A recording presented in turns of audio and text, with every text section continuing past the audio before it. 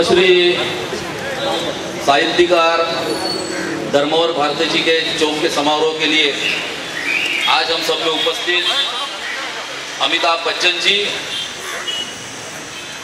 खासदार संजय राउत जी, आशीष जी शेलार, अनिल परब साहब, सुहास आडिवरेकर जी और भारती जी की धर्मपत्नी पुष्पा जी।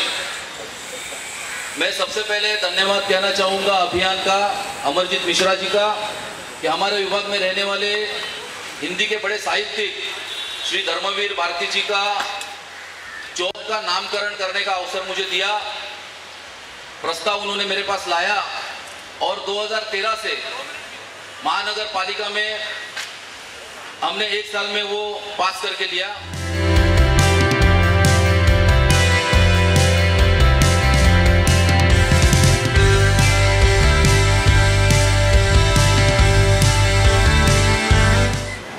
सबसे पहले तो मैं विनती करूंगा कि धर्मवीर भारती जी के नाम का चौक आज मुंबई महानगर पालिका ने जो पास करके यहाँ पर हुआ, उसके लिए विशेष प्रयास, उनका योगदान समाज के प्रति जो है उसको ध्यान में रखकर जिस पार्षद ने, नगर सेवक ने किया, ऐसे हमारे महेश पारकर जी का सम्मान सम्माननीय अमिताभ बच्चन जी करे।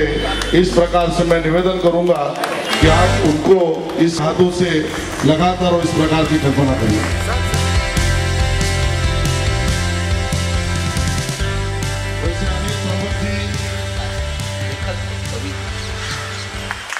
आज उस अमिताभ बच्चन के हाथों इसका उद्घाटन हो रहा है, ये मेरे लिए तो कितने सौभाग्य की बात है। मेरा सपना पूरा हुआ। रात आधी हो गई है, जागता मैं आँख फाड़े हाय सुधियों के सहारे। रात आधी हो गई है, जबकि दुनिया स्वप्न के जादू भवन में खो गई है। रात आधी हो गई है, सुनान इतनी है टपकती बूंद जितनी ओस की, जिनसे द्रुमों का गात रात भिगो गई है। रात आधी हो गई। आदरणीय पुष्पा जी, मंच पर उपस्थित सभी महानुभाव, देवियों और सज्जनों, मैं पुष्पा जी को अपना आभार प्रकट करना चाहता हूं कि उन्होंने आज मुझे इस कार्यक्रम में आमंत्रित किया। ये मेरे लिए बड़े ही सौभाग्य की बात है। मैं क्षमा चाहूँगा, मैं खड़ा होकर के अपनी बात को प्रस्तुत नहीं कर रहा हूँ, क्योंकि आज के दिन में पुष्पा जी से ज़्यादा दूर नहीं जाना चाहता।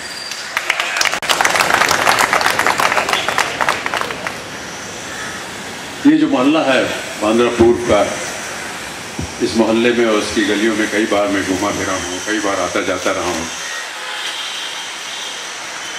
18 वर्ष पहले जब भारती जी का स्वर्गवास हुआ,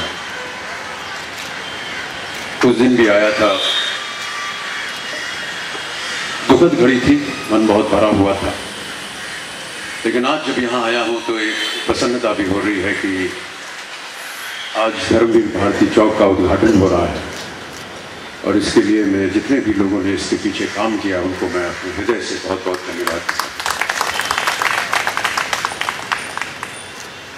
पुष्पा जी ने अभी बहुत ही विस्तार पूर्वक आप सबको बताया बाबूजी और धर्मवीर भारती जी का संबंध।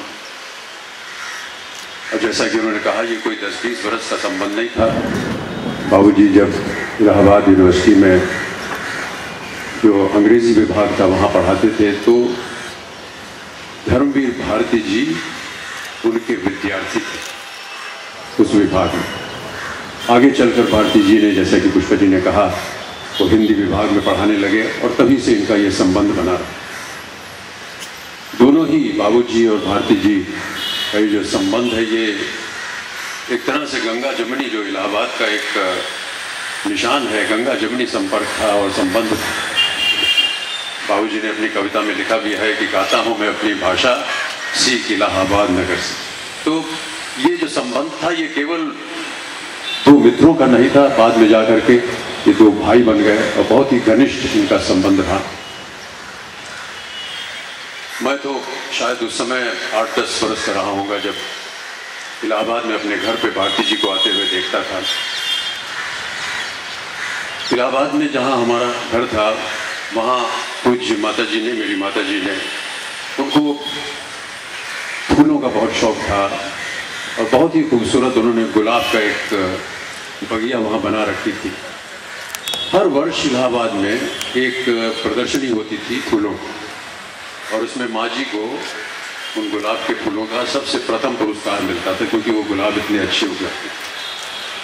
और कई बार मैं देखता था कि भारती जी जब आते थे हमारे यहाँ तो 10-15 मिनट अंदर जाने से पहले वो इस बगिया को देखते थे, उसे झांकते थे, उसकी सुगंध, उसकी सुंदरता को भांपते थे, उसके बाद फिर वो अंदर जाते थे।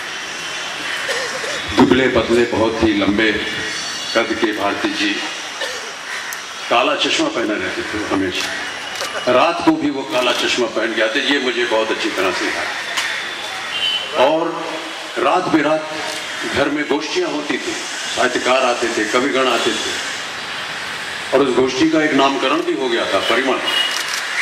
परिमल उस गोष्ठी का नाम था। और रात बेरात बाबूजी, भारती जी, अन्य भी साहित्यकार, कविगण वहाँ बैठ करके साहित्य की बात करते थे, कविताएं की बात करते थे। बहुत अच्छा माहौल होता। ये जो एक संबंध बना, ये यहाँ मुंबई में आकर के भी चलता रहा।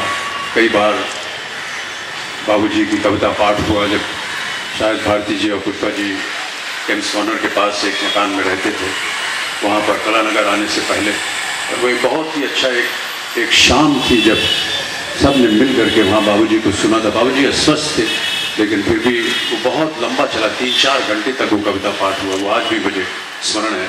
उसकी कुछ छवियाँ हैं जो कि मैं अपने सोशल मीडिया में यदा कदा डालता रहता हूँ। अभी आपको अवसर मिले तो उसे ज़रूर देखिएगा। उन दिनों जब मैं छोटा था तो जगह जगह भारती जी के जो उपन्यास है गुनाहों का देवता, इसके बारे में अभी पुष्पा जी ने भी बताया, इसकी बड़ी चर्चा सुनता था मैं। और उन्हीं दिनों इलाहाबाद में और फिर बाद में दिल्ली में भी जाके पूज्य माता जी जो है वो रंगमंच पर नाटक किया करती थी, अभिनय किया करती थी। शेक्सपियर के जितने नाटक थे जो कि बाबूजी ने उनका अनुवाद किया था, उनको 4 जो ट्रेजेडीज थी शेक्सपियर, उनका अनुवाद बाबूजी ने किया था और उनका वो अभिनय करती थी। उस समय मैंने गुनाहों का देवता पढ़ा और कहीं न कहीं मन में एक आशा थी कि कभी अगर अवसर मिले तो गुनाहों के देवता अगर उसका नाटक हो तो मैं उसमें भाग ले सकूं। ये देखिए देवी और सज्जनों, ईश्वर की कृपा है और शायद बहुत से लोगों को पता नहीं इसके बारे में कि फिल्म उद्योग में कदम रखने के कुछ ही दिनों बाद मेरे पास प्रस्ताव आया कि गुनाहों के देवता की एक फिल्म बन रही है और हम चाहेंगे कि आप उसमें एक भूमिका करें। और चंदर की भूमिका जो थी वो मुझे दी गई, और एक और खुशी साथ में इस बात की थी कि सुधा की भूमिका जो थी वो मिली जया। चंदर और सुधा, जैसा कि आप लोग जानते होंगे, मुख्य किरदार हैं गुनाहों के देवता के। उस समय जया और हमारा विवाह नहीं हुआ था, लेकिन हम लोगों ने बहुत मन से दिल लगा करके उस फिल्म में काम किया। इलाहाबाद में इसकी शूटिंग हुई, गर्मी का मौसम था। उस समय न ज़्यादा लोग जया को जानते, और जया हमसे बहुत ज़्यादा बहुत बड़ी स्टार थी, न उनको ज़्यादा लोग जानते थे, न मुझे तो कोई जानता ही नहीं था। तो हम लोग जाते थे वहाँ चौक में, कटरा में, सिविल लाइन्स में हम लोगों ने शूटिंग की और बहुत अच्छा लगा। 7-8 रील बनी इस फिल्म की, और फिर दुर्भाग्यवश किसी कारण वो पूरी नहीं हो सकी। इसका हमें हमेशा खेद रहा। मैं यहाँ पर भारती जी के बारे में कुछ और कहना चाहूँगा कि न केवल गुनाहों का देवता, बल्कि उनकी एक और बहुत ही प्रख्यात एक उपन्यास है अंधा युग, और उसकी कुछ बहुत ही प्रेरणाशील शब्द हैं जो कि मैं इस समय आप सबको पढ़ के सुनाना चाहूँगा। उन्होंने लिखा था कि पता नहीं प्रभु है या नहीं, पता नहीं प्रभु है या नहीं, पर जब कोई भी मनुष्य अनासक्त होकर चुनौती देता है इतिहास को, उस दिन नक्षत्रों की दशा बदल जाती है। अनासक्त होकर चुनौती देता है इतिहास को, उस दिन नक्षत्रों की दिशा बदल जाती है। नियति नहीं है पूर्व निर्धारित, नियति नहीं है पूर्व निर्धारित, उसको हर क्षण मानव निर्णय बनाता मिटाता है। है।